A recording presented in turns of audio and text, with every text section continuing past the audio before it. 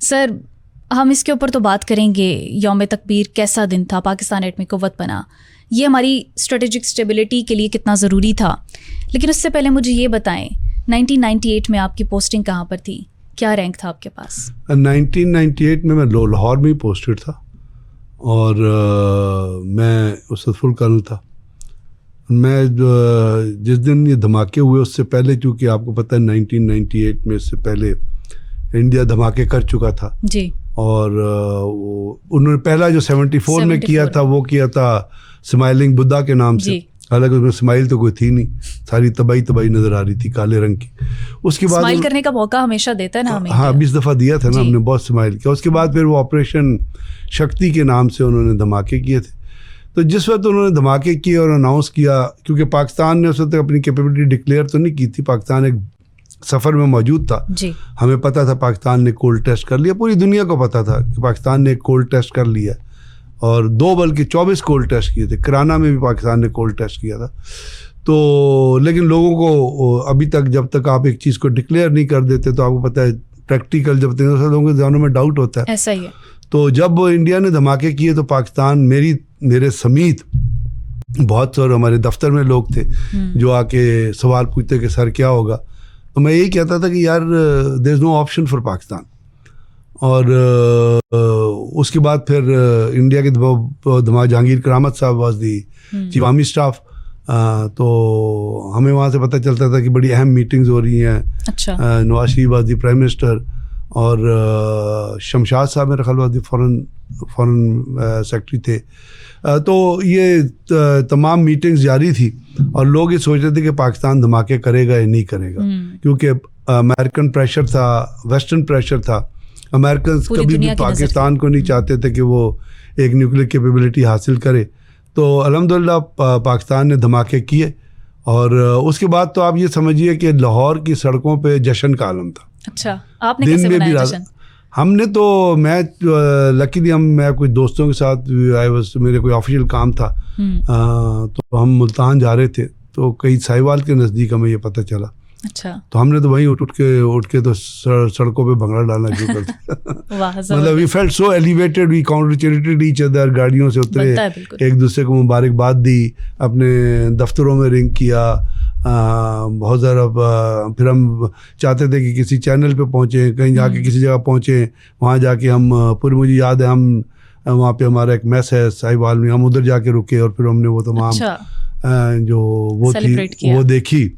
तो एक moment of Joy, moment of pride. और आपको पता है कि इस चीज़ का अंदाज़ा जितना फौजी को होता है, क्योंकि हम बॉर्डर पे रहे होते हैं, हमने स्क्रिमिनेश फील की होती है इंडियन के साथ। मैंने अल्हम्दुलिल्लाह 2 यूनिटें कमांड की, दोनों बॉर्डर के ऊपर कमांड की, एक पुंछ सेक्टर में की थी, एक मैंने भीमर सेक्टर। तो वो आपको रियलाइजेशन को डिफरेंट किस्म की होती है। तो मैं अल्टीमेटली कहता हूँ कि ना सिर्फ मैं बल्कि पूरे पाकिस्तान के अवाम के लिए it was a moment of a pride. Joy तो था, बट एक फ़ख्र का, एक इज़्ज़त का, और एक अपनी इम्पोर्टेंस महसूस होने का प्रोग्राम था। क्योंकि जब से इंडिया ने बम धमाके किए थे पहले 1974 के बाद, उसके बाद उन्होंने बड़े, अभी भी आप देखिए वो किस किस्म की, नरेंद्र मोदी जो है वो कितनी नीच स्टेटमेंट्स देता है। जैसे कल की आपने उसकी इलेक्शन रैली की स्टेटमेंट, क्योंकि वो तो एक साइकोपैथ है, आपको पता है, he is a religious hatred extremist है वो नरेंद्र मोदी जो है, वो मुसोलिनी से भी और हिटलर से भी बदतर इंसान। तो वो उसके उस वक्त के जो लोग थे वो पाकिस्तान को मुख्तलिफ तरीक़ों से डायरेक्ट और इनडायरेक्ट थ्रेट दिया करते कि हम तो बहुत बड़ी ताकत बन गए हैं, हमारे उसका मुंह तोड़ जवाब हमेशा पाकिस्तान ने दिया जवाब है। बहुत इफेक्टिव। इसको दूसरे एस्पेक्ट में अगर डिस्कस करें तो गज़नफ़र साहब, ये जो न्यूक्लियर टेस्ट थे, आपको क्या लगता है कि ये स्ट्रेटेजिक नेसेसिटी थी हमारी या फिर पॉलिटिकल कंपल्शन? नहीं, ये पाकिस्तान की दिफाई नेसेसिटी थी। ओके।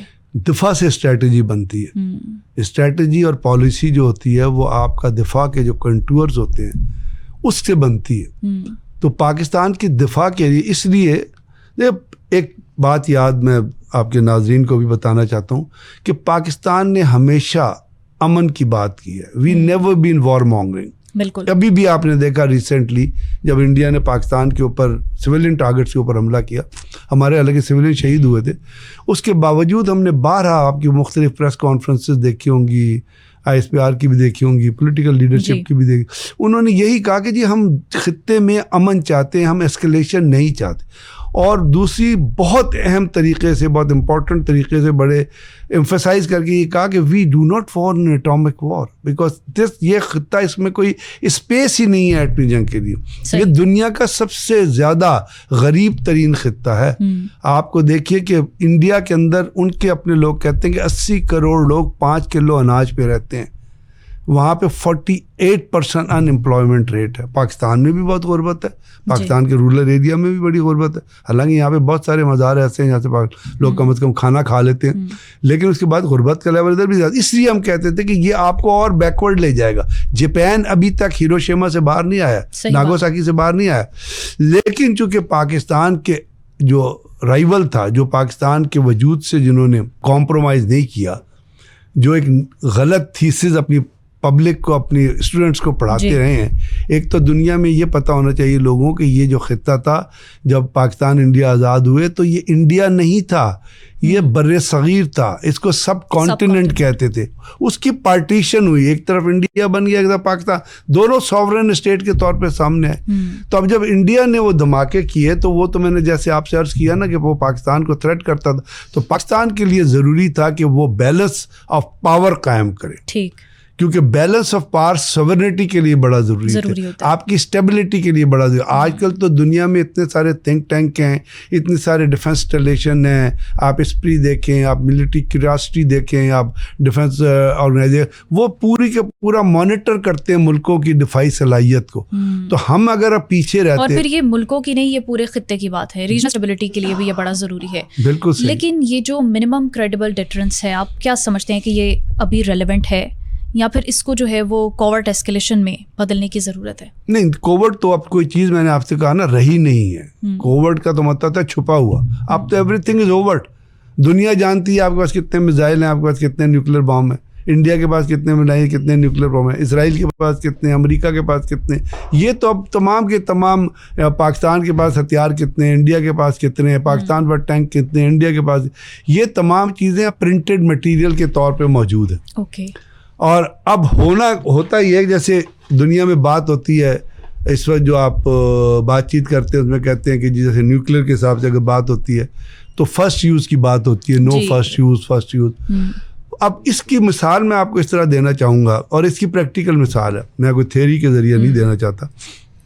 वो ये कि अभी जो इंडिया ने पहलगाम में जो दहशतगर्दी इंडिया ने करवाई, जहाँ पे रॉ ने अपने ही 26 लोगों को मारा जी, और वो उसी की रिपीट थी जिस तरह इंडिया ने, क्योंकि JD वैंस इंडिया में आया हुआ था, तो जब क्लिंटन इंडिया में आया था, दौरा कर रहा था, तो भारत के जो रॉ थी उसने हिंदू मिलिटेंट थे, उन्हें 38 सिखों को मार दिया था चिट्टी सिंहपुरा में।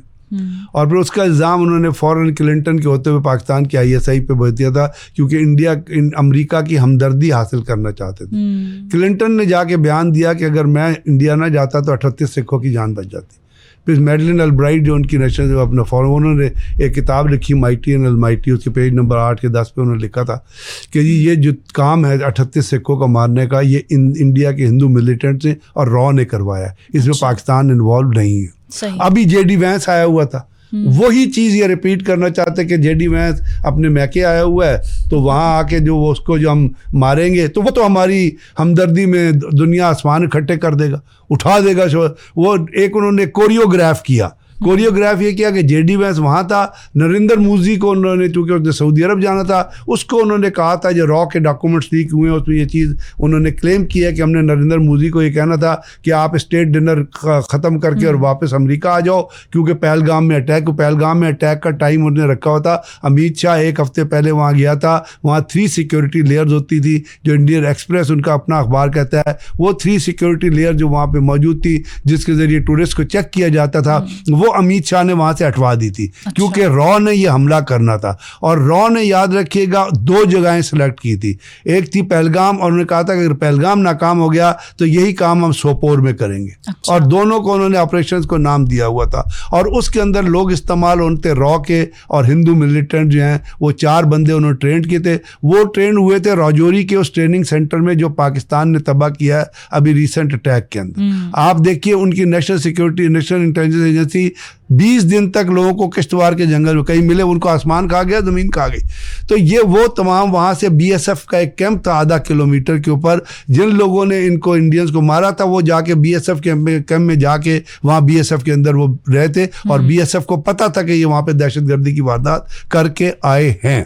तो ये जो उन्होंने कोरियोग्राफ किया हुआ था, इसके बाद पाकिस्तान पे जो हमला हुआ, पाकिस्तान की मसाजिद पे और मदारिस पे, जिसमें हमारे सिविलियन शहीद, अब ये एक मिसाल है कि पाकिस्तान के बाद एटॉमिक कैपेबिलिटी है। हमारे पास एटॉमिक कैपेबिलिटी, जो हमने 28 अक्टूबर को जो 6 धमाके किए थे, 28 मई को जो 6 धमाके किए थे, जिसमें 5 धमाके चागी 1 के नाम से, एक धमाका खारान डेजर्ट में था चागी 2 के नाम से। वो जो 5 धमाके किए थे, उसमें पहले धमाकों की यील्ड जो थी वो 40 किलो टन थी। फिर हमने दूसरा जो धमाका किया था, एक हमने यूरेनियम एनरिचमेंट सेंट्रीफ्यूज मेथड से किया था, एक हमने प्लूटोनियम से किया था, ताकि एयरक्राफ्ट और बाकी वेसल जो हैं उस न्यूक्लियर मिसाइल्स को कैरी कर सके। वो एक दुनिया ने उसको मॉनिटर किया।